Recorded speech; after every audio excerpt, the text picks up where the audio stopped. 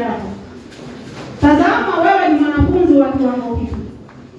Kiwango cha chini kabisa katika utunzaji wa alama. Cha chini kabisa kinaitwa kiwango cha D. Hatunanga kiwango cha E katika uandishi wa insha, kwa sababu lazima kila mwanafunzi afanye nini? Andika. Kuna yule ambaye ataandika neno moja na afanye nini?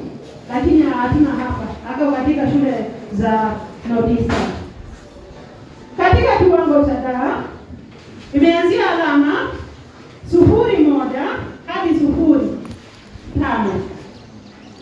Maana kuna D kamili, kuna D ya chini, D kamili na D ya juu. Wanafunzi wa viwango hivi ni wanafunzi wapi? Wanafunzi wa viwango hivi ni wanafunzi aina gani? Jambo la kwanza, tunapata kwamba insha haieleweki. Insha haieleweki na haina mpangilio maalum. Insha haieleweki na haina mpangilio maalum. Tukisema kwamba insha hii haieleweki, inamaanisha kwamba hii insha hata haina maudhui.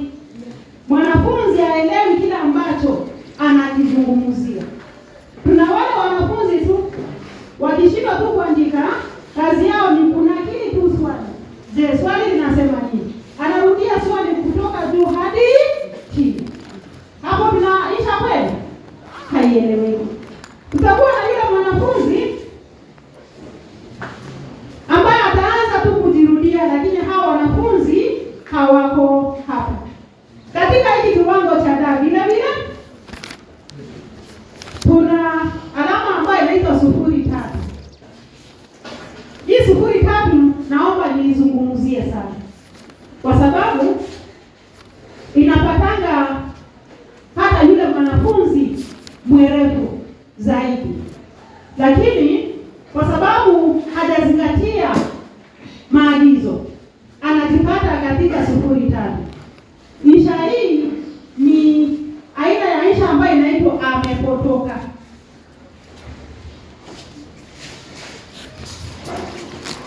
Inaitwa namna hii, amepotoka.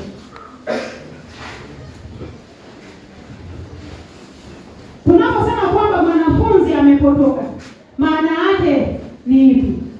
Hajazingatia mada bila ambavyo ilikuwa inazungumzia. Wanafunzi wengi mwaka uliopita walijipata katika hiki kiwango. Hata wale wanafunzi wa national schools walijipata hapa kwa sababu ya kukosa kufuata maagizo.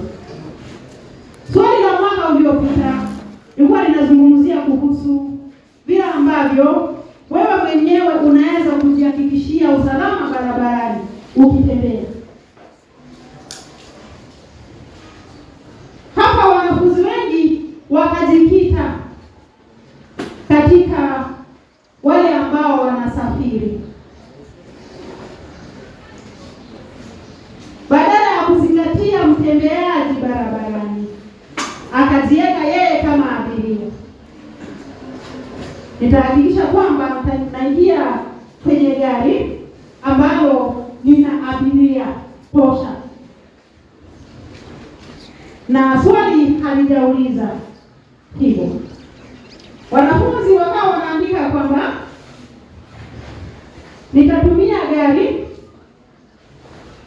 lile ambalo limeidhinishwa na serikali, lakini swali linahitaji mtembeaji barabarani. Unapata kwamba mwanafunzi huyu kiwango chake cha urefu, maneno yake yamefika 400, lugha yake ni nzuri, lakini shida ni amepotoka. Insha kama hii utajipata katika 0.3, ambapo wakati mwingine ilituhuzunisha sana. Unashindwa kulia, lakini unasema tu Mungu tu nikubalie nitende haki. Kulikuwa na mwanafunzi mmoja ambaye alipata alama 18 katika swali la pili, kumaanisha kwamba huyu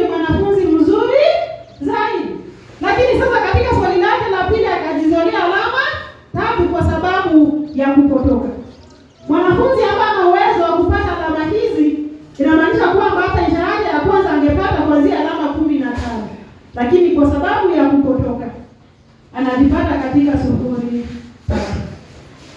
Jambo ambalo nazungumzia hili, wakati ambapo umepewa swali la mtihani, soma swali tena na tena. Katika umudhi wako wa maudhui, ukiibua tu udhui moja, unarudi kwenye swali tena, unarudia kusoma, unapigia hitaji la swali mstari.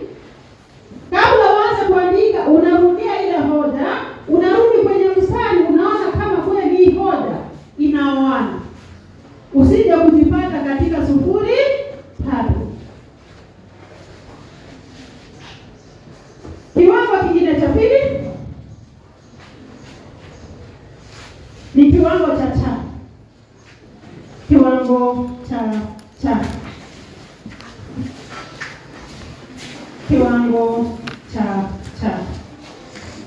Kiwango cha cha ni kuanzia alama 0.6 hadi 10. Cha ya chini hadi cha ya juu zaidi. Cha ya chini hadi juu zaidi. Wanafunzi ambao wanajipata katika kiwango hiki ni wanafunzi aina gani? Kwanza tunapata kwamba huyu mwanafunzi amejaribu kushughulikia tu swali au mada, lakini kwa njia ambayo ni hafifu mno. Mwanafunzi huyu hajajieleza kwa wazi. Kwa mfano, bila ambavyo niliwaelekeza tu katika maudhui, tukasema kwamba tuna homi pamoja na tezi. Toa hoja, eleza, toa mfano. Taja hoja, mfano, toa sababu. Lakini unapata kwamba mwanafunzi yeye anajipata katika, kwa mfano, homi. Anatoa hoja, anatoa mfano, sentensi tu mbili. Huyu mwanafunzi tutamweka katika kiwango kuanzia alama 6, 7, 8.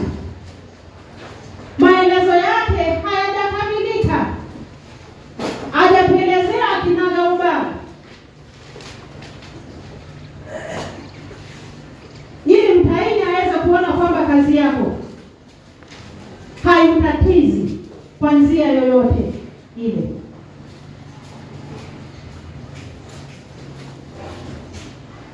Vile vile katika hiki kiwango tunapata kwamba hata lugha yenyewe ambao mwanafunzi anatumia hana ule ubunifu wa lugha. Anatumia lugha ambayo imezoeleka tu. Lugha yake haina misamiati. Misamiati ni ya kutaja.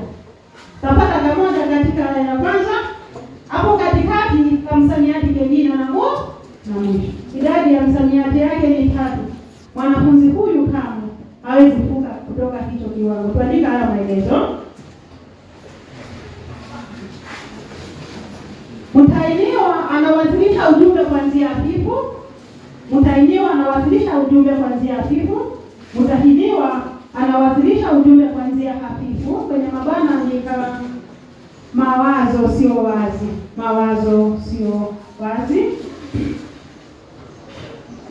Hana ubunifu wa kutosha wa lugha. Hana ubunifu wa kutosha wa lugha. Manuel Ngala, uko salama? Vizuri. Hana ubunifu wa kutosha wa lugha. Misamiati haionekani kabisa.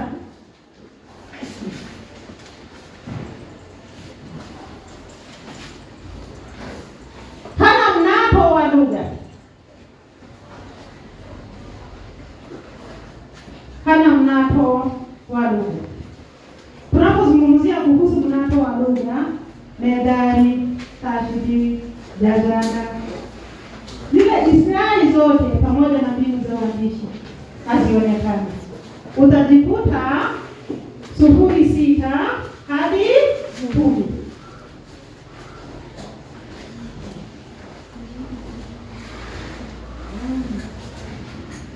Kiwango kingine ni kiwango cha ba, alama 10 hadi 15. Kiwango cha ba 10 hadi 15.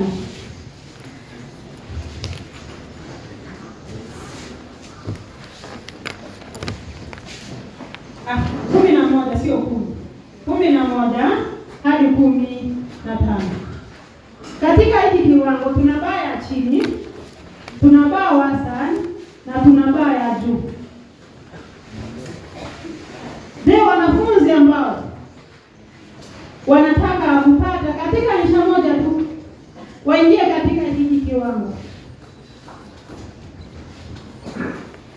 ni wanafunzi aina gani?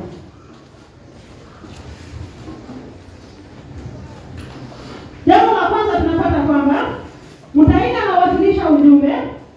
Mtahini anawasilisha ujumbe kwa kukuza mada. Tunaposema kukuza mada, maana yake ni kwamba hoja tofauti zinajitokeza kulingana na hitaji la swali. Kwa kukuza mada,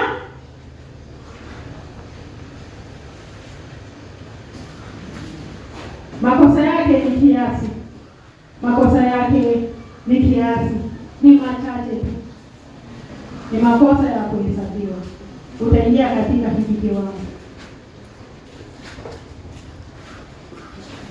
kwa sababu hapa ndipo tunataka wanafunzi wetu wapate kuanzia kiwango cha ba. Naomba kupitia katika kila kiwango. Tuanzie baa ya chini. Baa ya chini imeanzia alama 10 hadi 12. Alama 10 hadi 12.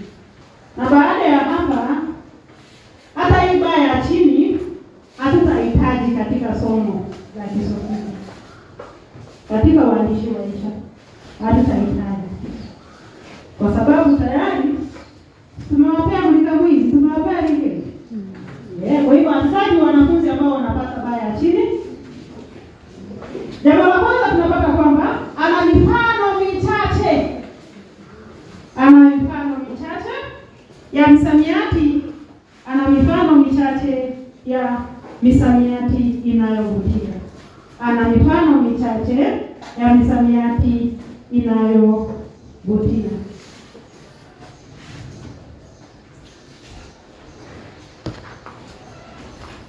Lugha yake sio komavu. Lugha yake sio komavu. Lugha yake sio komavu. Lugha yake sio komavu.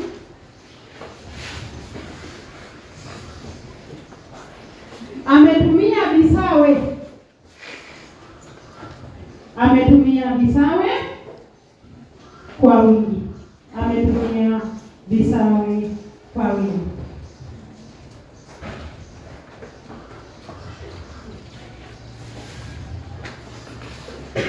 Lakini tukumbuke kwamba huyu mwanafunzi tayari ameikuza mada, ameshughulikia mada vilivyo.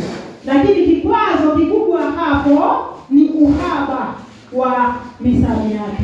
Utazipata hapa. Misamiati ikiwa mingi ndiyo itakupandisha ngazi kwenda kwa kiwango kingine. Lakini ikiwa pile ya kuhesabika, utabakia tu katika hiki chumba, hautaweza kuvukishwa. Ukitaka kuvukishwa katika kiwango cha baa ya wastani,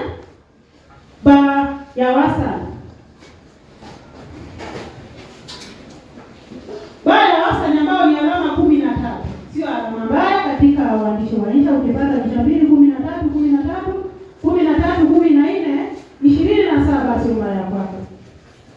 Na hapa ndipo tunataka mwanafunzi wetu wa mwisho, hata sio wawili, yule ambaye ameelewa kabisa. Ni mambo yapi ambayo tunatarajia? Ni kipi ambacho kitakufanya uingie katika hiki chumba? Jambo la kwanza, sarufi ni nzuri. Sarufi vizuri.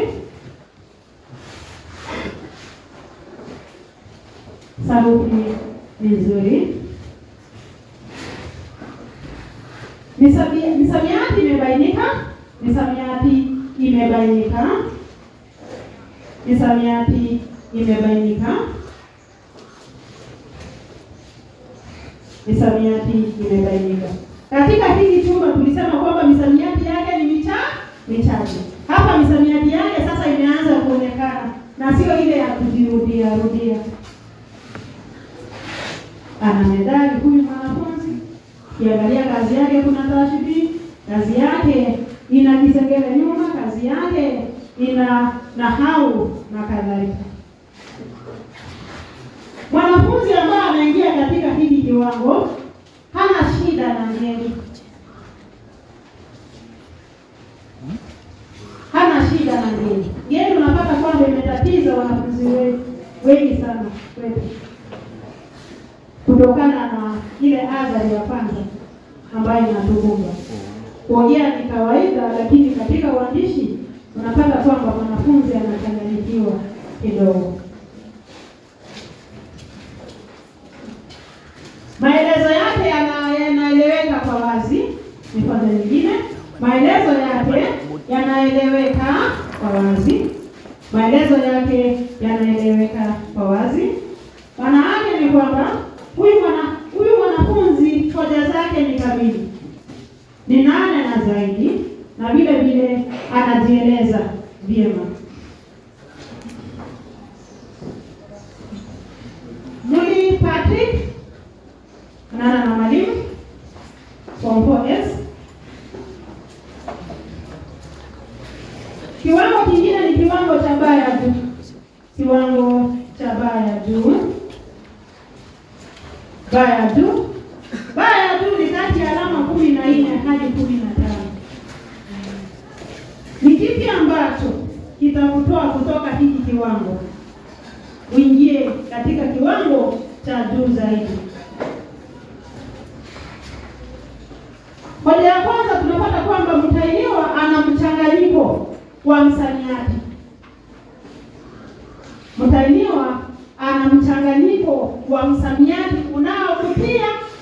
Mtahiniwa ana mchanganyiko wa msamiati unaovutia. Msamiati huu utavutia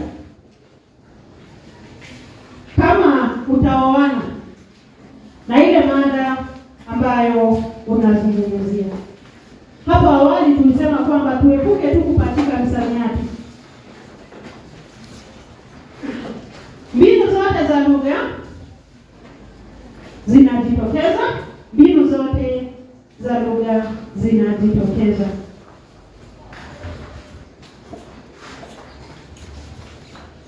Maana yake ni kwamba huyu si yule mwanafunzi tu amejaribu tu kwa msamiati na akatumia mbinu zote za lugha zikijitokeza.